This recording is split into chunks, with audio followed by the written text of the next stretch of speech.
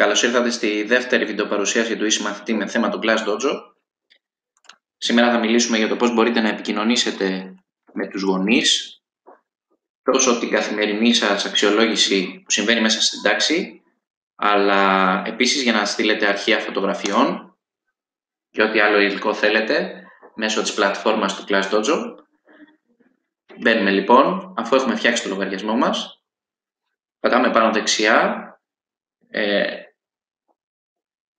πατάμε στην επιλογή Sign In και αφού μπούμε στη σελίδα η οποία μας δίνει πρόσβαση στην τάξη μας, μισό λεπτό να ανοίξει, ωραία.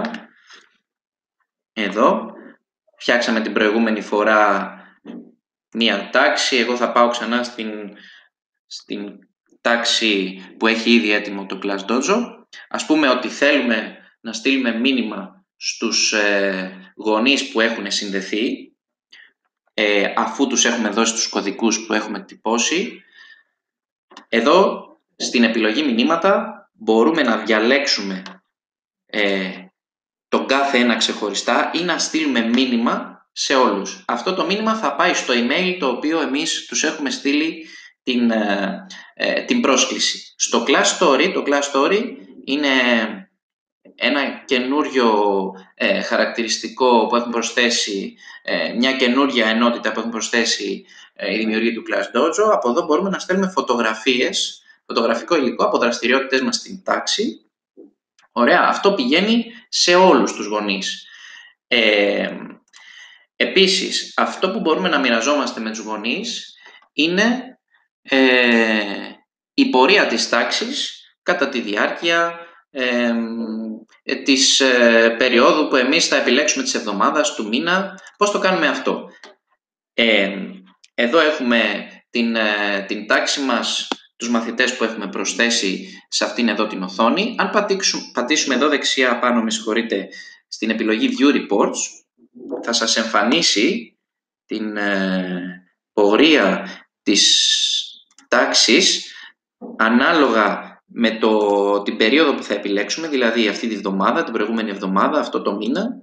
Για παράδειγμα, αυτό το μήνα η τάξη έχει 3 θετικές σημειώσεις και 3 που χρειάζονται δουλειά. Εδώ θα σας εμφανίζει την πίτα την οποία θα σας λέει πόσοι πόντοι έχουν πάρει τα θετικά που θα είναι με πράσινο, πόσοι τα αρνητικά. Αν θέλουμε τώρα να το εκτυπώσουμε αυτό, που θα είναι ας πούμε η εικόνα του μήνα για όλη την τάξη, θα διαλέξουμε τους μαθητές για τους οποίους θέλουμε να εκτυπώσουμε την εικόνα τους και θα πατήσουμε δεξιά κάτω στην επιλογή εκτύπωση αναφορών. Από εδώ λοιπόν μπορούμε να εκτυπώνουμε αναφορές για το μήνα, για τη βδομάδα, για όλη την τάξη ή για τον κάθε μαθητή ξεχωριστά, και επίσης μπορούμε να έχουμε πρόσβαση στο παρουσιολόγιο το οποίο κρατάμε καθημερινά πατώντας εδώ στην επιλογή παρουσιολόγιο. Κάθε μέρα μας λέει να αποθηκεύσουμε τη συμμετοχή μας. Ας πούμε εδώ η Cameron Diaz μπορεί να είναι άρρωστη, ωραία, ή μπορεί να άργησε να έρθει. Οι υπόλοιποι είναι εδώ, αποθηκεύουμε τη συμμετοχή.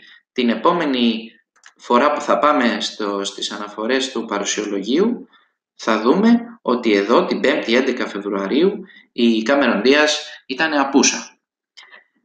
Κάτι ακόμα, τελευταίο, εδώ πατώντας πάλι στην ίδια επιλογή που λέει View Reports, αν πάμε στους λογαριασμούς γονέων ή στους λογαριασμούς μαθητών, μπορούμε κάθε φορά, αν υπάρχει κάποιο πρόβλημα στη σύνδεσή τους, αν θέλουν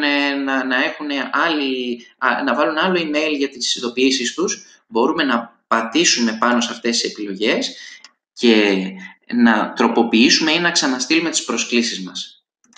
Ευχαριστώ πολύ που μας παρακολουθήσατε.